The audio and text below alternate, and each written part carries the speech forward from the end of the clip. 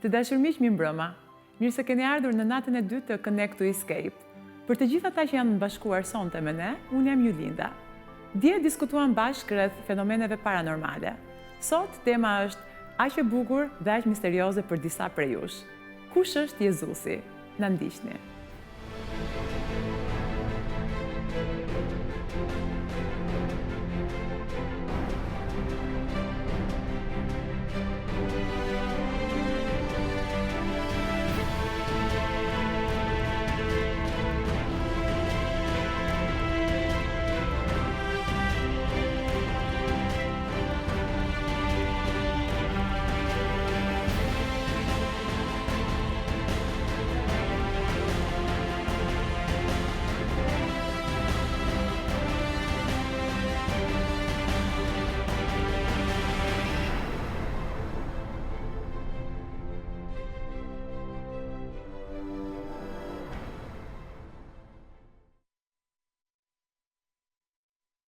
Pa humbur kohë, unë do t'ju prezantoj të ftuarit në panelin tim për sot. Me dy prej tyre ju njiheni që dje.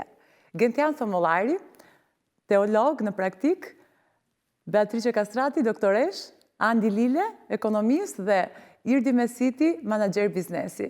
Gjithashtu, për juve që po na ndiqni në liveconnect.al dhe në lctv.today, unë do t'ju prezantoj me gocat që do t'jenë me juve sonte në chat, Evelina dhe Elvana. Përshëndetje goca. Ne kemi bërë disa intervista në rrugë për të kuptuar më mirë dhe për të pasur një informacion më të qartë se sa e njohin njerëzit Jezusin. Cili është Jezusi për ta? Pse është e rëndësishme të dini më shumë për Jezu Krishtin? Tani, të them të drejtën, nuk është se di shumë, por të paktën për sa i përket aspektit historik, mendoj se di minimalisht, duke qenë se është trajtuar shpesh si temë edhe nëpër filma të ndryshme dhe për dokumentar.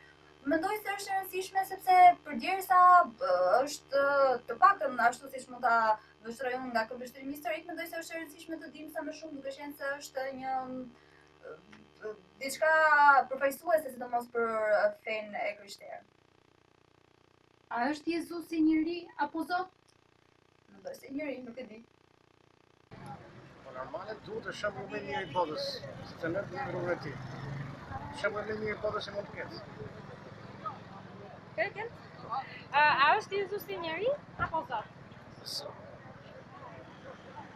Jezus Krishti në gjendë është na jetë rrugën me hënë si të drejtën në gjendë.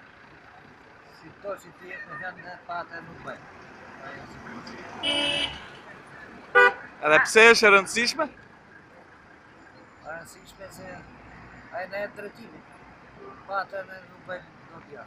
Për besimin tim, Krishti është biri i Zotit, biri i Perëndisë, është ai i cili ka ardhur të na shpëtojë, është ai që u krijua për ne, e bëri këtë që neve të na falen mëkatet. Këto janë ato që unë di, ato në të cilat besoj dhe jam e sigurt që ka ekzistuar dhe besoj në rikthimin e tij.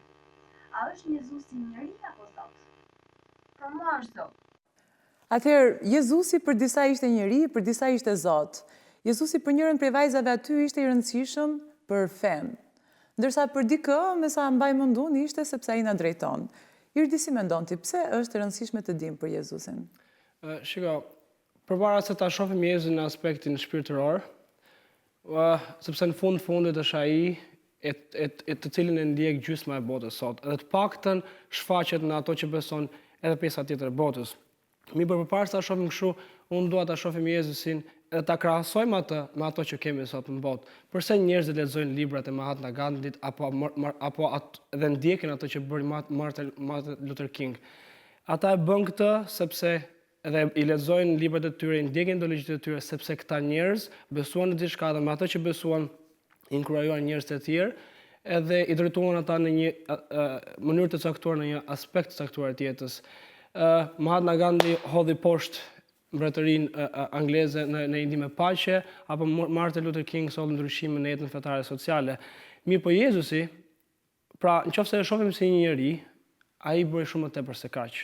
Ai kishte një paqe tepër më të madhe se Mahatma Gandhi, po ama kishte edhe vendosmërinë tepër më të madhe se Martin Luther King dhe për këtë nuk hodhi poshtë një mbretëri, po hodhi poshtë një perëndëri të tërë. Edhe jo vetëm hodhi poshtë, mirë po e bëri këtë perëndoritet ndjekësja e tij dhe asaj e cilën ai pruri në këtë botë, sepse në fundit pruri një koncept komplet ndryshe të asaj të mënyrës se si njerëzit e shifnin jetën dhe se si njerëzit duhet ta shifnin jetën në vazhdim. Prandaj mendoj që përpara sa shohim Jezusin, ta analizojmë atë si shumë shkrimtarë historianë bëjnë vetëm në aspektin shpirtëror, ta shohim, ta vlerësojmë këtë aspekt shpirtëror duke e krahasuar atë fakt fillimisht për atë që ai bëri në jetën sociale të njerëzve, e kuptojmë sa më shumë ka bërë ai se sa gjitha njerëz për cilët neve blejmë libra çdo ditë, apo lexojmë çdo ditë, apo postojmë statuset apo thënit të tyre çdo ditë në Facebook. Po pse është e rëndësishme, tamam nga kjo ana shpirtërore, pse është e rëndësishme ta dimë ne se kush është Jezusi? Shiko, unë duke unë nisur edhe nga ajo që tha Irdi, po duke parë edhe intervistat në rrugë që ishin marrë nga qytetarë të thjeshtë, duhet të ndalim të diçka. Ne kemi shumë kollaj, domethënë të njohim, të dëgjojmë. Jemi tipa, jemi njerëz në përgjithësi që duam të dëgjojmë njerëz të famshëm, njerëz të cilët kanë ndryshuar historitë njerëzore, por ndalojmë vetëm kaq. Thjesht duam që t'i atakohemi ose ta përfshijmë veten tonë me një personazh shumë të famshëm ose idhull, nuk ka rëndësi se çfarë, por nuk vazhdojmë më tutje se kaq. Domethënë ne nuk arrim ti themi vetes që unë dua ta njoh më tutje këtë personazh, duhet të di më shumë për çfarë ai ka bërë, për jetën e tij dhe ndikimin që ka bërë. Po thjesht ne e marrim të miqën faktin që ai ka qenë një personazh shumë i rëndësishëm për historinë botërore, në rastin tonë Jezusi ka ndarë dy epoka dhe ne sot e kemi shumë të qartë, përpara Krishtit dhe pas Krishtit. Kjo është një koncept historik që ka ndarë dy botë, dy periudha kohore. Edhe mendoj që është shumë e rëndësishme ne ta njohim se çfarë ka bërë ky, pse në fund është kaq i rëndësishëm ky personazh dhe jo thjesht të ndalemi tek ajo që tek titulli ose tek emri që ai ka pasur, por duhet ta njohim atë personalisht si një personazh.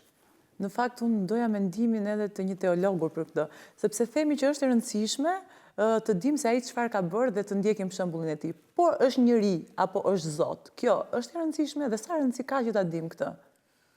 Unë mendoj, Juli, që është shumë e rëndësishme ta dim se kush është Jezusi nga Nazareti. Është shumë e rëndësishme sepse nëse ai është vetëm njeri dhe ka bërë kaq shumë gjëra dhe ka kaq shumë ndikim në gjithë botën, ja vlen. Por nëse ai është Zot, ja vlen 100 fish.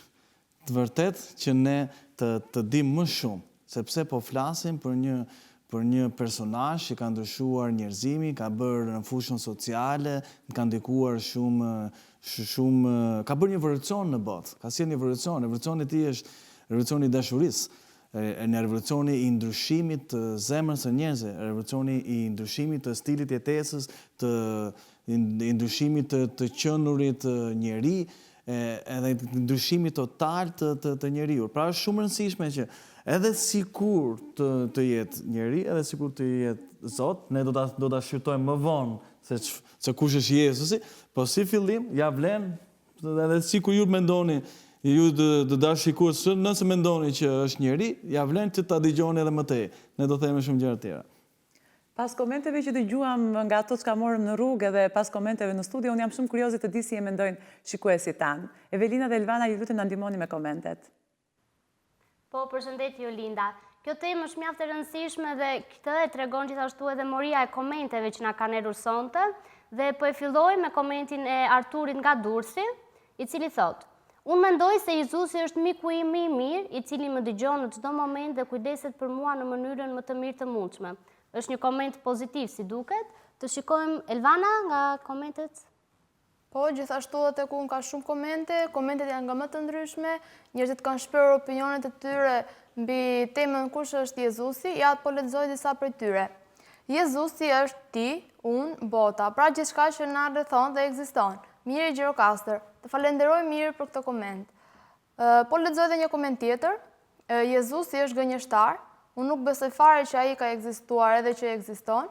Këtë na shkruan Deni nga Vlora. Po pse kështu më Deni?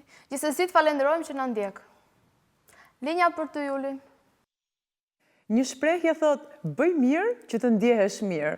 Unë e di që doktoresh Beatrice Kastrati do na thojë diçka rreth kësaj shprehje. Faleminderit, Julinda. Në fakt, Ne ndojmë shpesh, domethënë, që Jezusi ka qenë njeriu që më bënte më e mirë ndaj njerëzve, domethënë. Mund të diskutojmë mbi mrekullirat që i ka krijuar edhe mbi shërimet që i ka bërë në këtë botë, por në fakt ka filluar një zinxhir e gjërave të mirë dhe ka shpikur edhe rregullin e artë, domethënë atë që do që njerëz të bëjnë, bëje atyre si pari. Edhe në fakt këtë rregull është një rregull shumë e shëndetshme, edhe nganjëherë nuk mendojmë dot që të qenurit mirë ose që të bëjmë gjëra të mira njerëzve të tjera kanë ndikime të mira ndaj shëndetit. Por në fakt këtë ndaj me ju sot, sepse është goxha e rëndësishme që ne e bëjmë diçka të mirë për të qenurit mirë.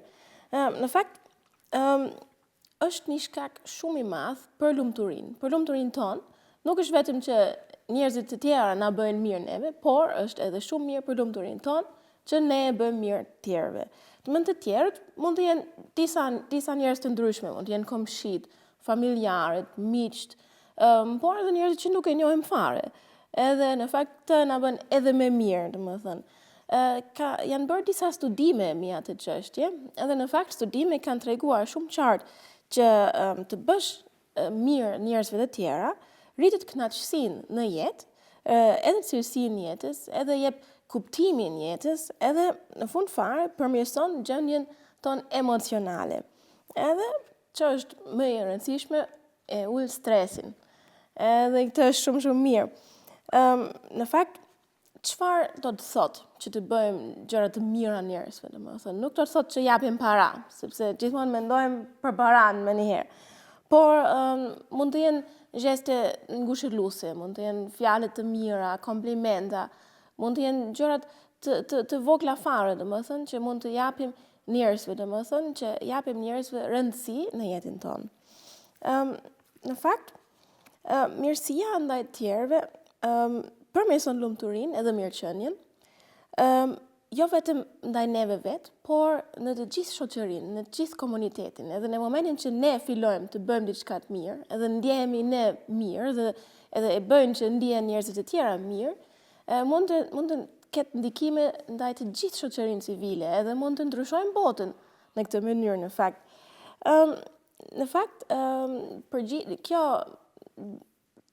gjestet e mira përgjigjen një nevojë njerëzore baze, që është që të jemi bashkë, që të bashkohemi si komunitet. Edhe këtë është shumë e rëndësishme për ne. Është mirë që të fillojmë një zinxhir të mirë, domethënë që unë të bëj një gjë të mirë ndaj Gentit, Genti bën një gjë të mirë ju lindës, e tjera me rast, domethënë edhe këtë zinxhir ka në vërtet fuqinë që të ndrojë gjithë botën, edhe të ardhmen.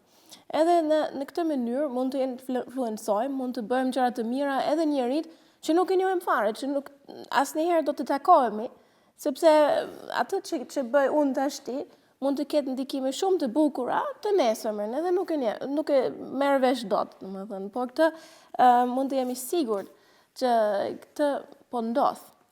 Tashti, çfarë do të thotë? Flasim një çik konkretisht, se unë jam mikesha shumë të gjërave konkrete, sepse unë dua të flas sa më shumë konkrete.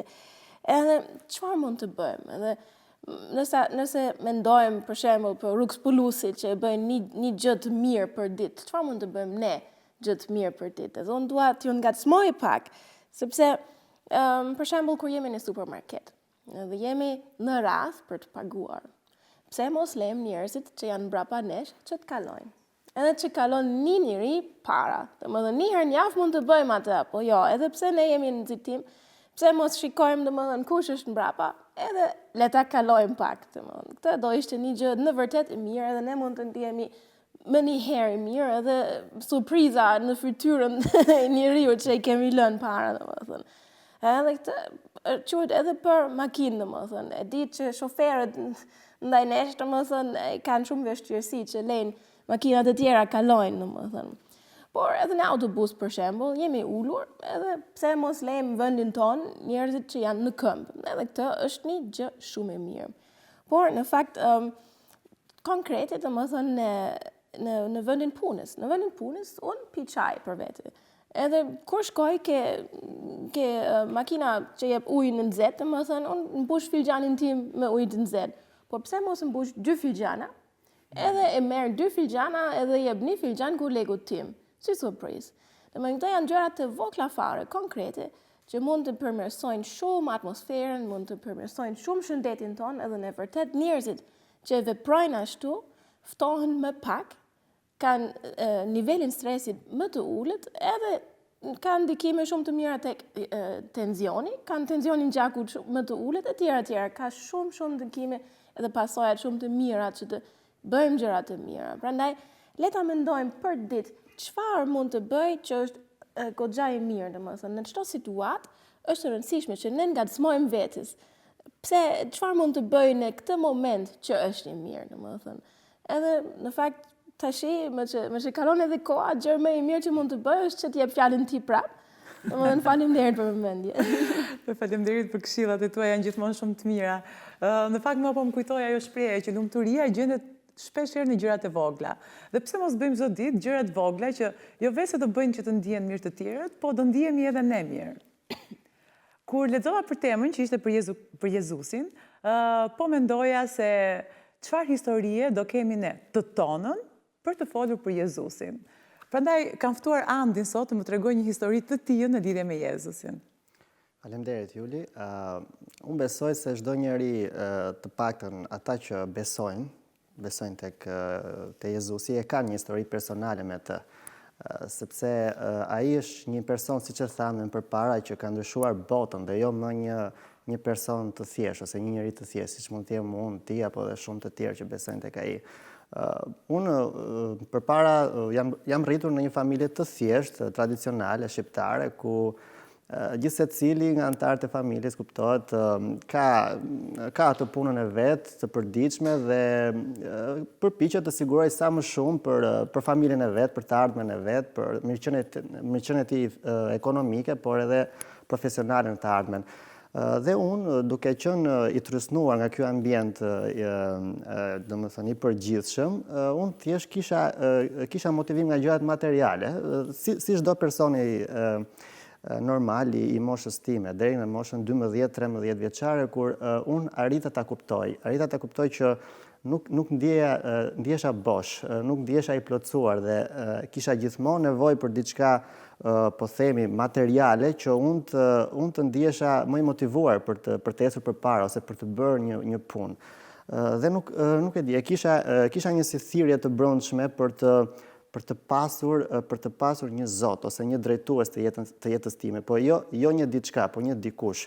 Nuk mund ta quaj rastësi, sepse unë me thënë të drejtë nuk besoj shumë tek rastësia, por ndodhi që në një emision televiziv të një stacioni lokal, sepse unë nuk jam nga Tirana, kam jetuar në firmë përpara, transmetoi një program ku flitej për Jezusin. Flitej kuptohet në mënyrë teologjike, sepse ata ishte produksioni një kishe të krishterë, dhe unë aty fillova të kisha ato njohuritë e para dhe kuptova se kush ishte Jezusi.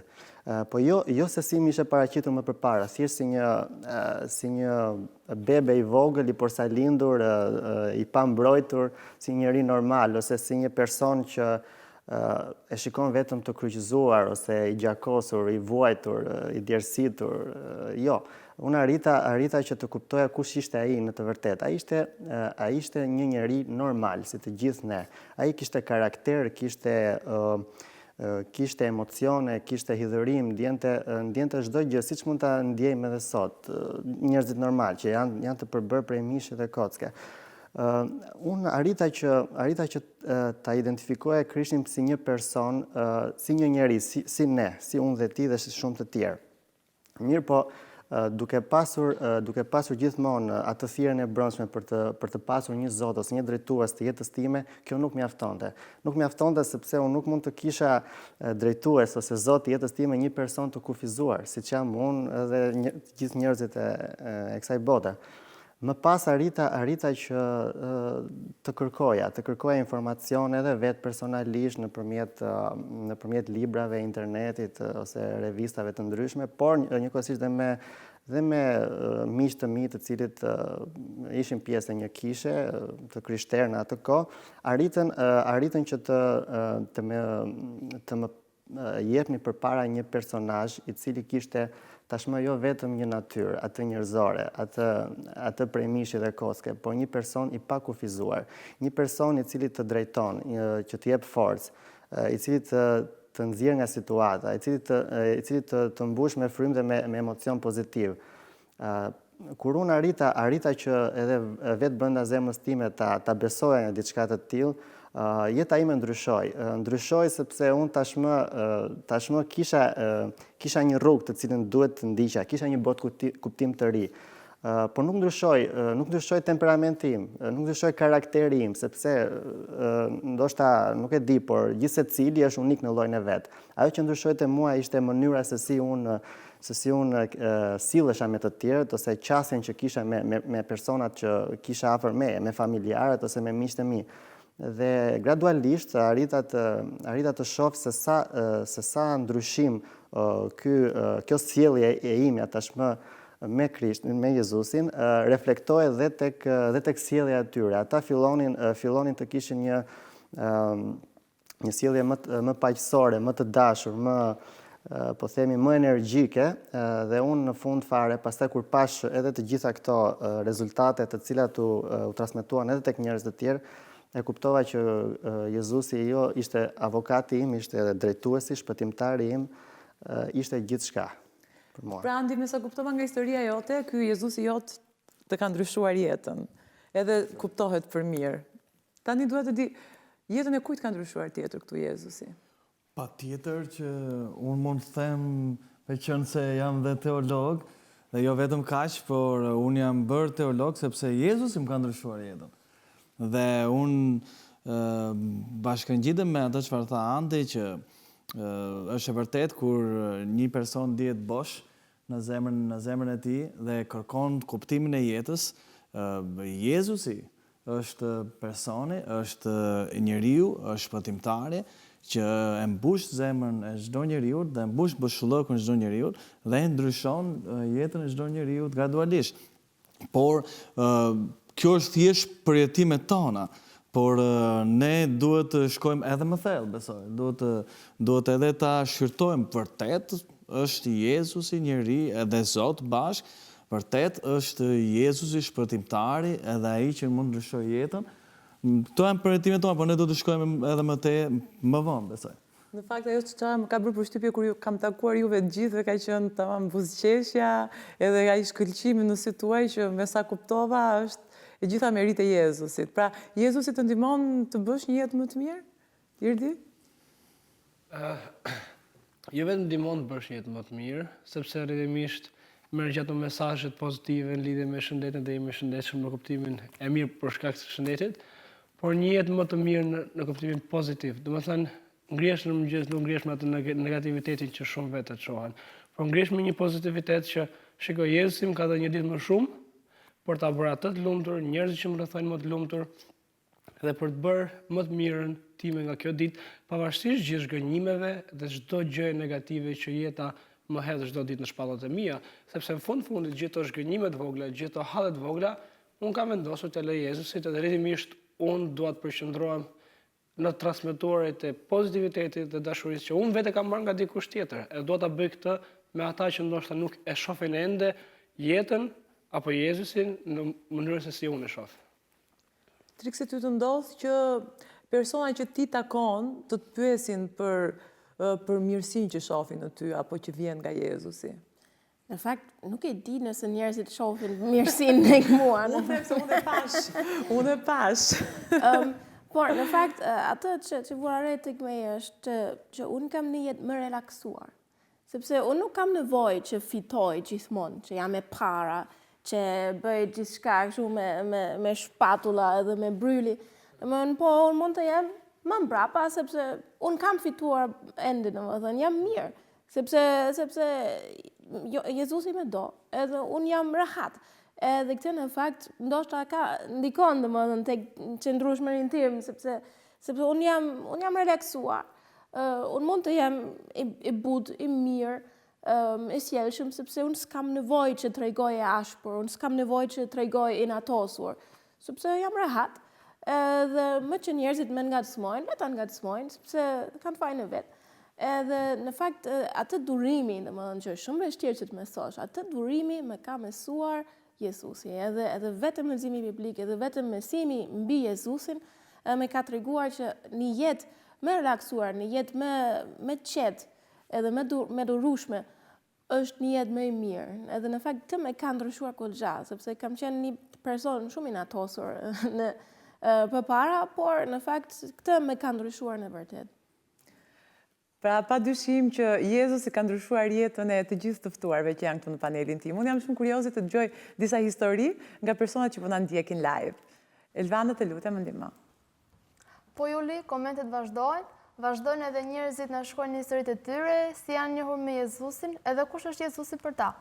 Po ndajmë një koment, është nga Toni nga Elbasani, ai na shkruan për historinë e tij, si e ka njohur Jezusin edhe se si e ka ndryshuar jetën e tij. Ja pra ta dëgjojmë.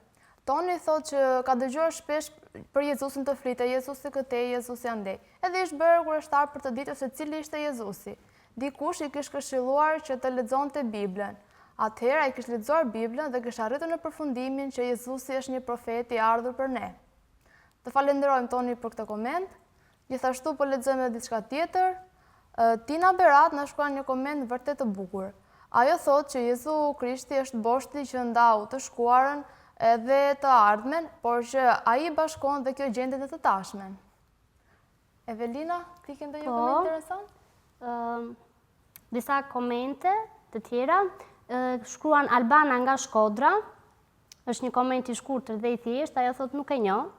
Dhe një koment tjetër nga Kosta, nga Korça, ai thotë Jezusi është një njeri idealist që solli një frymë të re në historinë njerëzore. Linja në studio, Juli. Të them të vërtetën, deri tash më kanë pëlqyer shumë historitë që kam dëgjuar nga të gjithë të ftuarit dhe nga ato që kam marrë nga chati për Jezusin, sepse në fundit marrëdhënia me Jezusin është personale dhe këtë e dëgjoj të thuhet shpesh, por mirë është të dim edhe nga ana teologjike. Prandaj kemi ftuar sot Pastor Gentin, i cili do të na flasi më gjerë për Jezusin. Po, faleminderit të Juli. Mua në fakt më ngacmoi shumë një koment që lexoi Elvana, që t'i kështë shkujtë shumë shkur që Jezusi është gënjeshtar. Apo jo, kjo më fiksua, dhe unë e respektoj atë që ka shkruajtur, në fakt, sepse ka shumë njerëz që mendojnë që Jezusi është gënjeshtar ose mashtrues.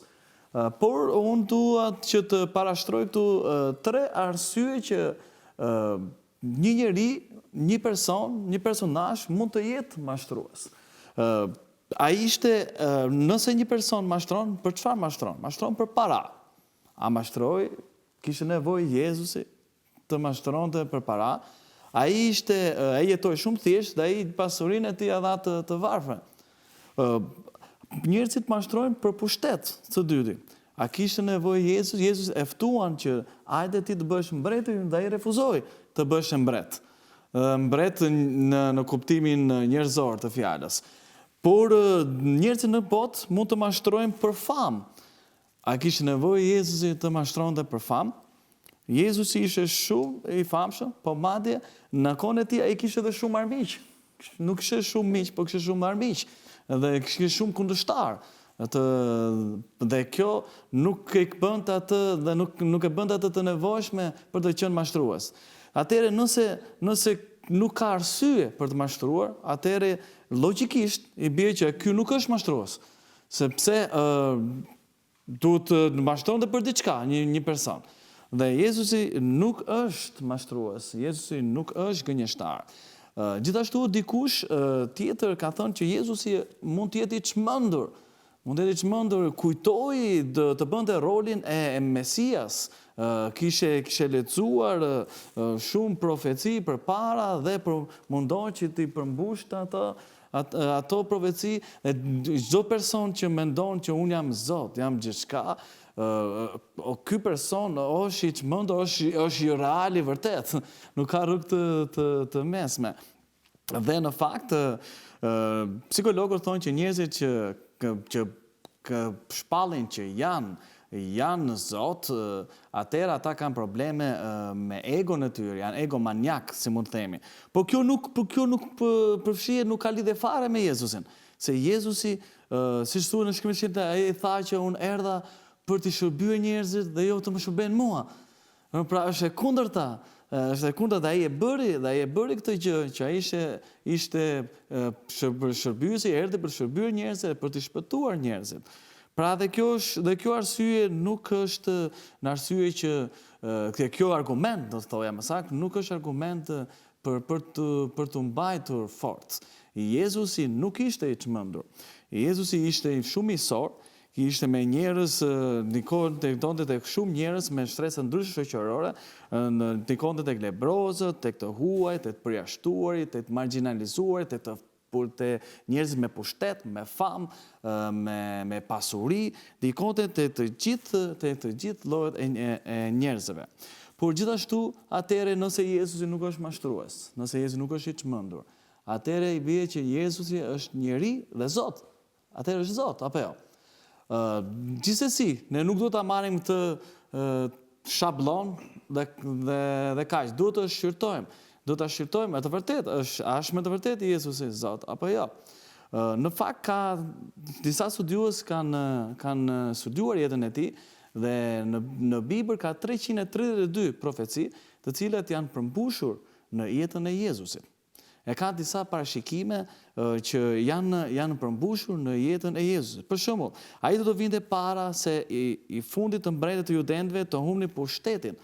Dhe kjo është parashikuar 1500 vjet para Krishtit.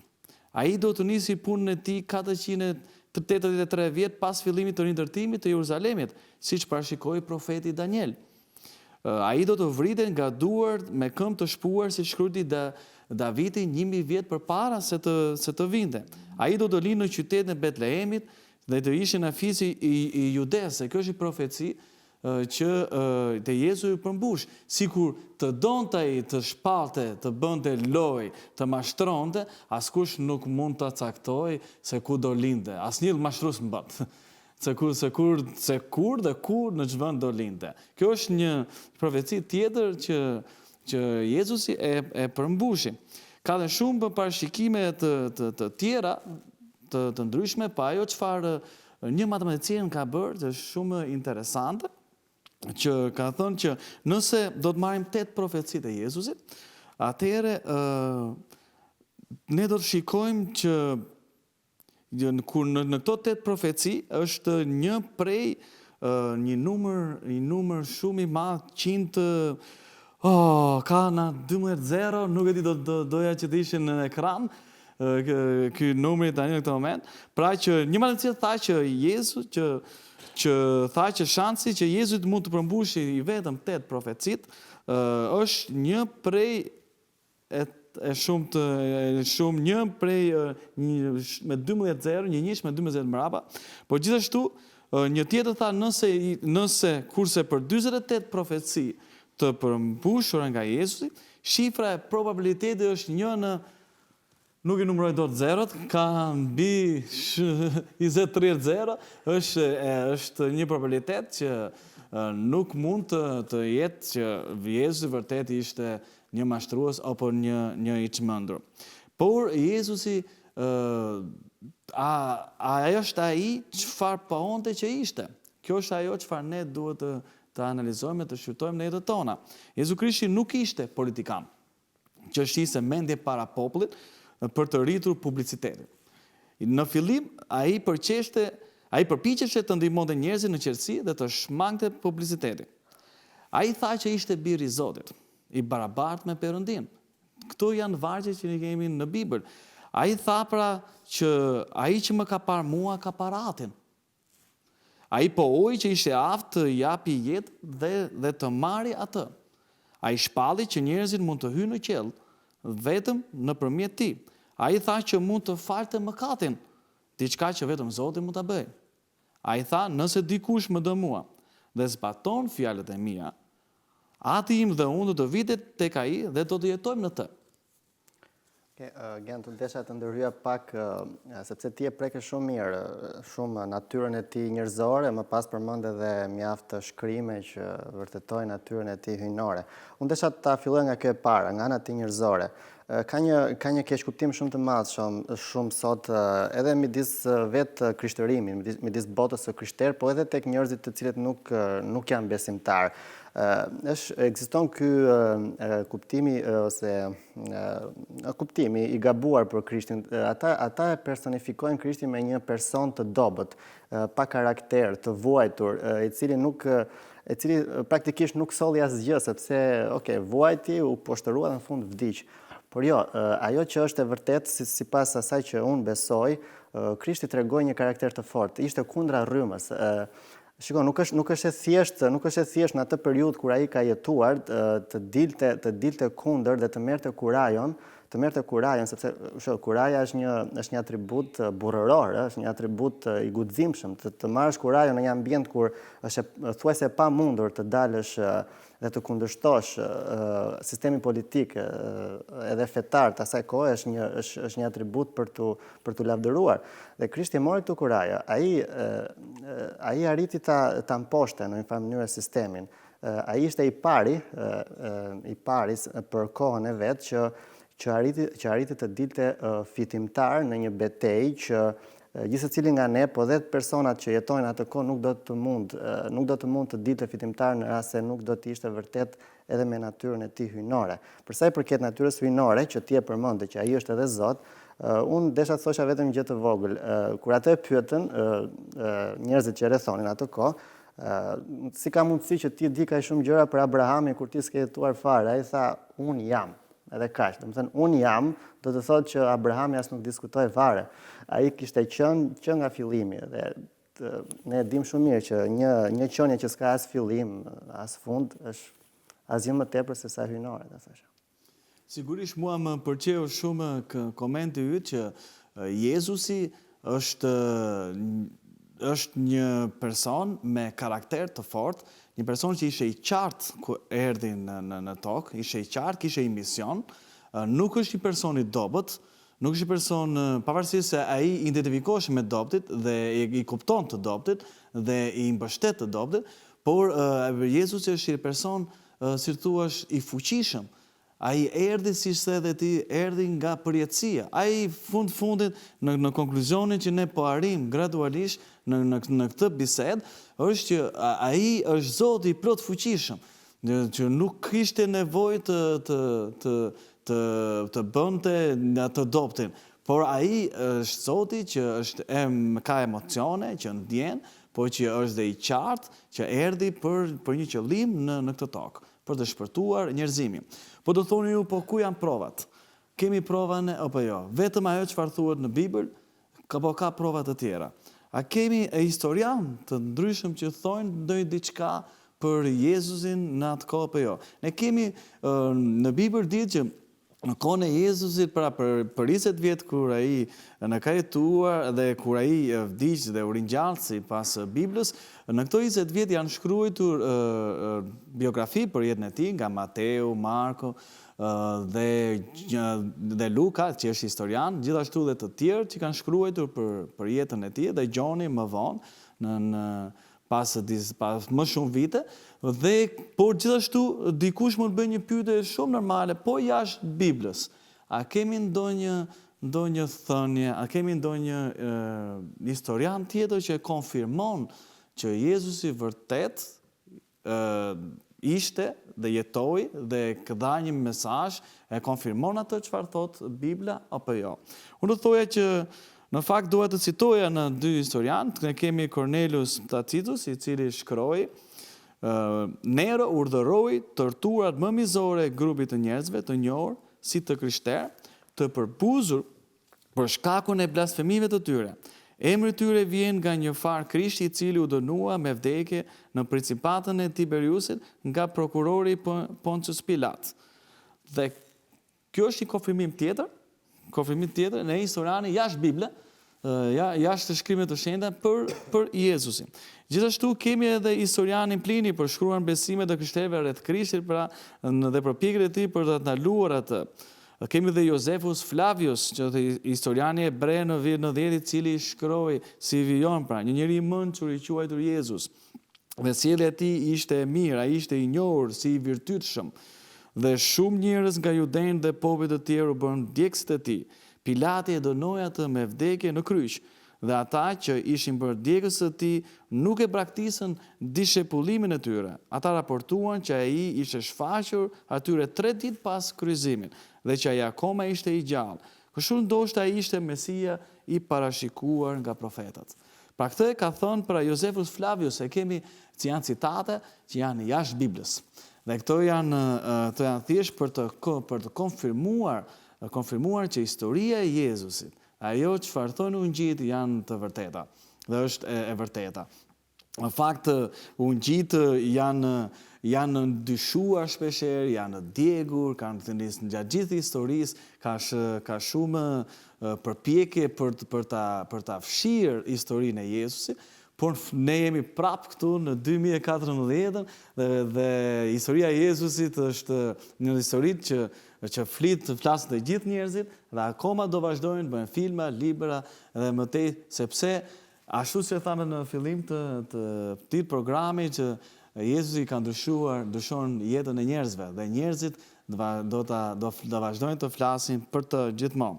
Por ungjillit janë ndryshuar. Janë ndryshuar nga shumë njerëz që janë të vërtetë të ungjillit, këto shkrimet e shenjta. Kemi manuskripte të kopjuara me dorë, u shkruan nga skribër profesionistë, të cilët ishin tmerrsisht të kujdesshëm në tekstet të cilët konsideronin si fjalë e Zotit. Kur shkruanin fjalën e Zotit, ata laheshin, ata bënin përgatitje serioze për ta shkruar fjalën e Zotit, ishin kaq të rigoroz, kaq të kujdesshëm. Originalitetet ne i gjejmë, ka shumë papiruse të ndryshme, ka shumë kopje me mira kopje të ungjillive. Ungjillit janë me kopje më shumë se çdo libër tjetër historik në botë.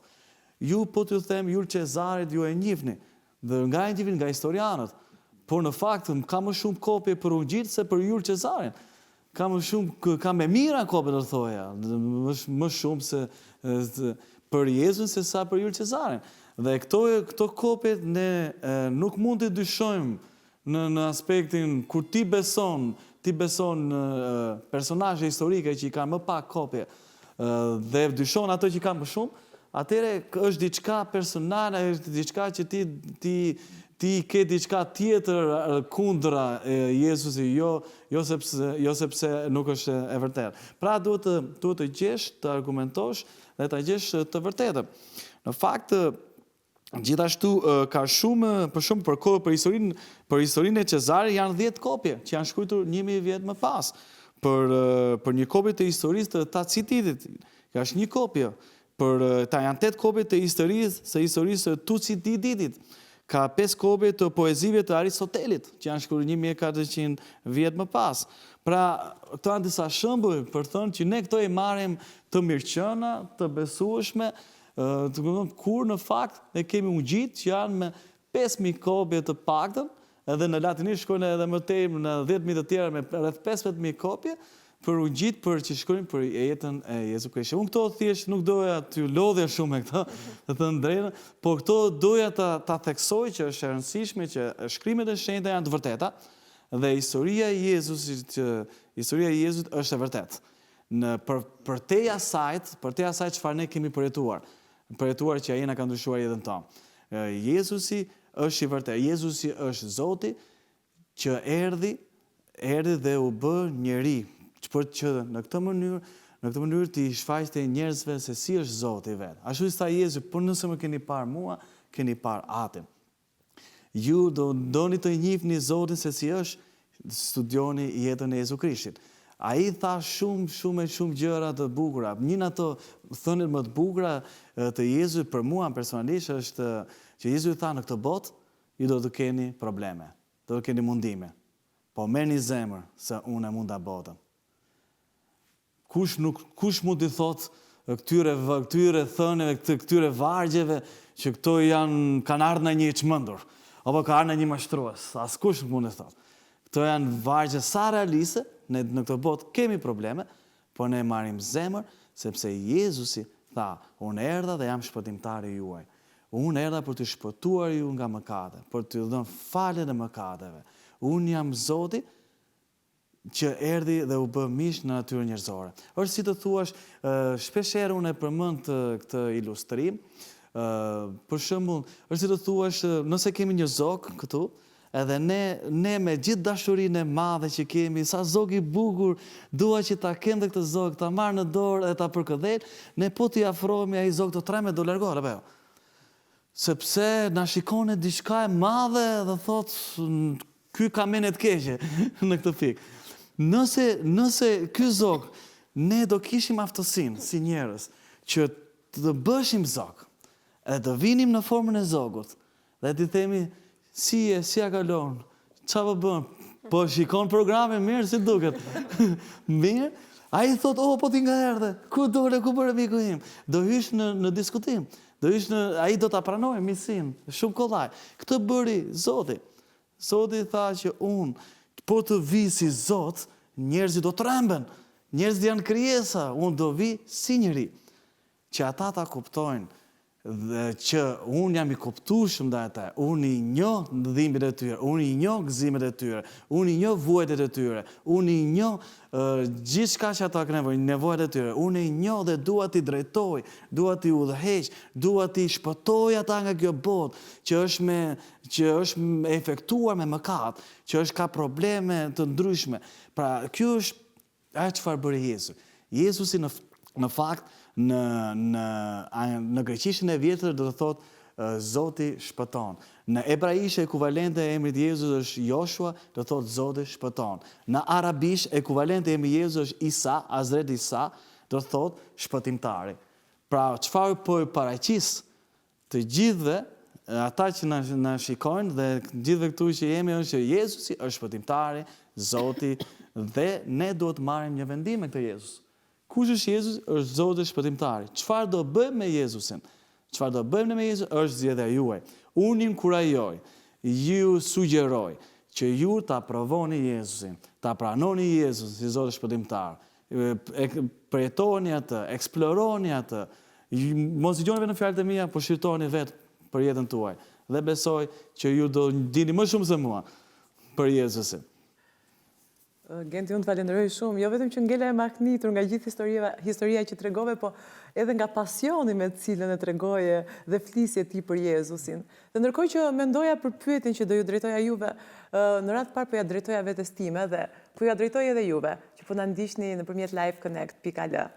Çfarë do të bëni ju me Jezusin? Në fakt, të hy unë në temë, domethënë, çfarë bëj me Jezusin? Kuptohet që s'kam zgjidhje tjetër që të pranoj Jezusin si shpëtimtar, se nuk ka një gjë më e bukur. Atë më bën përshtypje është që Jezusi nuk më forcon, Jezusi nuk më mposht, po Jezusi më ofron miqësinë, Jezusi më ofron shpëtimin.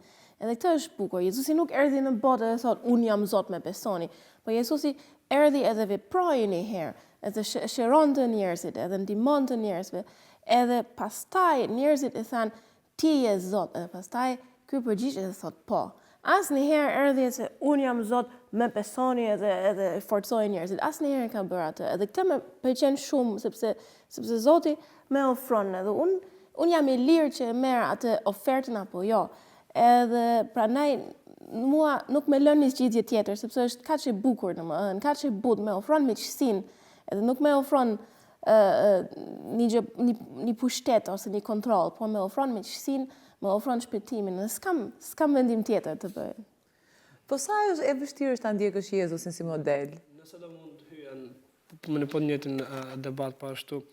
Shiko, unë jam tip që dua gjërat i kem me fakte ose statistika, dhe shumë bukur Genti tha që shiko, tregon një sër të dhënash në fillimisht në bazë të historisë, për njerëz që besojnë historinë, besojnë gjëra të shkruara nga dikush tjetër, tha shiko, nuk kemi vetëm Biblën, që në fund është libri më i njohur sot në botë dhe më i shitur, Mi po, kemi dhe autor laik që nuk është në asnjë lidhje me Jezusin që shkruajtën për këtë njerëz të madh.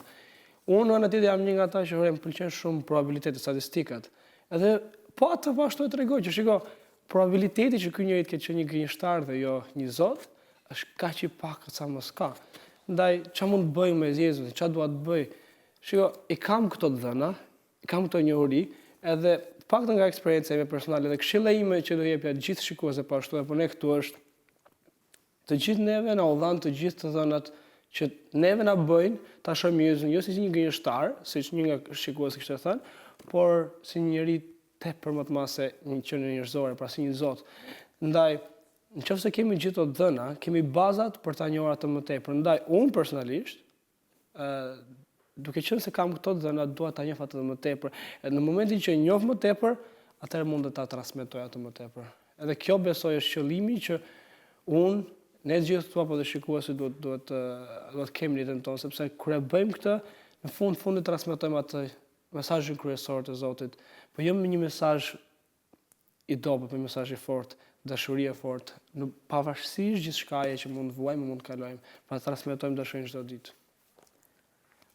Të thosha diçka shumë të shkurtër për të bërë atë përmbledhjen time, po edhe nga historia ime personale që tregova përpara.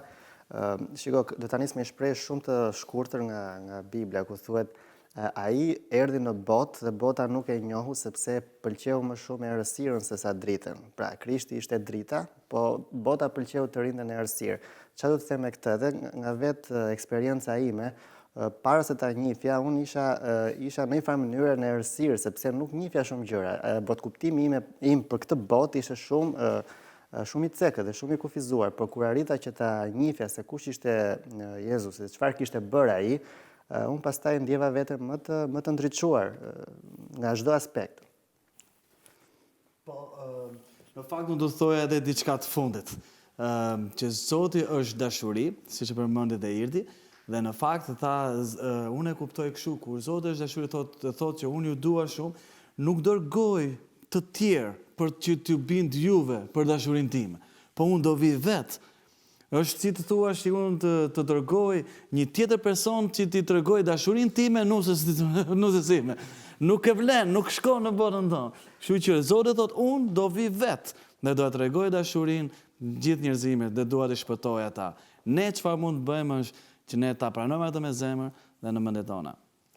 Besoj që edhe shikuesit tanë që na kanë ndjekur kanë reflektuar pak më shumë pasi kanë dëgjuar të gjithë historinë e treguar nga Genti. Kështu që unë i kërkoj vajzave të na japin disa nga komentet.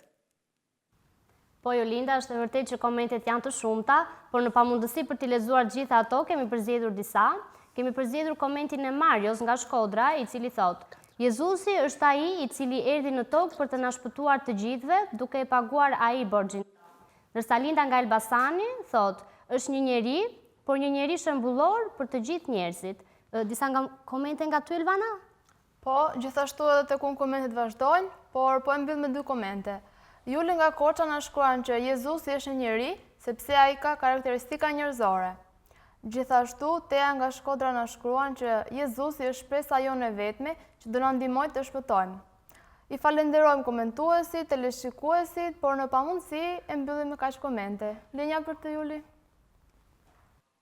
Goza, faleminderit për gjitha komentet edhe që keni qëndruar gjatë gjithë kohës online me shikuesit tanë.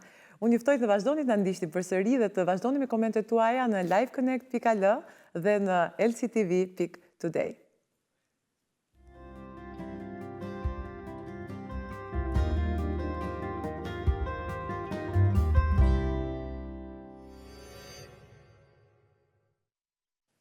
Mësimet e Jezusit vazhdimisht na sfidojnë drejt zemërgjerësisë, drejt butësisë, drejt mirësisë, drejt paqes, drejt vetë kontrollit, drejt dashurisë, pra padyshim na bën njëri më të mirë. Pra, Jezusi është një model për të ndjekur. Unë dua ta mbyll për sot dhe dua t'ju ftoj nesër sërish në Live Connect në takimin tonë të fundit.